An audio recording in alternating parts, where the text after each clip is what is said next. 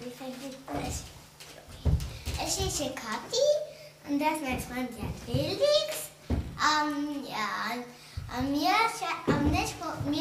Wir zwei, wir fotografieren Sachen auf Plätze, wo ihr dann hin sieht, was da der flammende ist. Es sind Nora und wir kommen aus der Spielschule. Ja. Und jetzt ist halt der letzte Mal. Ja. Und dann? Du bist dein Vorstand. Welche ist ein Telly auf Flammanisch? Eine Television. Wie ist denn Welt auf Flamanisch? Die Welt.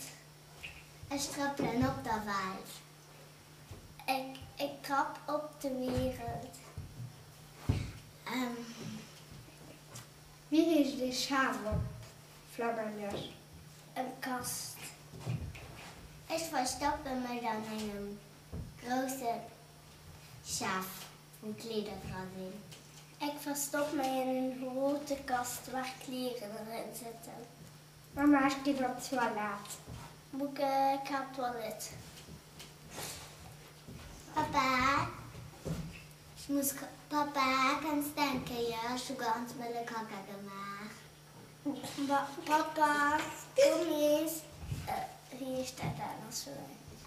Ik heb heel, wie is dat zo weer veranderd?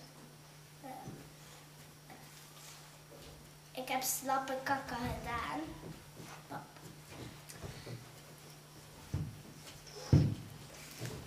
Wie ist denn Kist auf Flamanisch? Een kist. Een knopje op Flamanisch. Een knopje. Wie ist Leid auf Flamanisch? Wat? Wie ist Leid op Flamanisch? Mensen. Wie ist Iglus op Flamanisch? Wie ist das?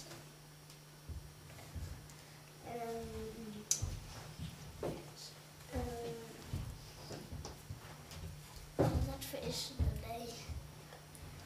Wie ist Fotograaf op Flamanisch? Fotograaf.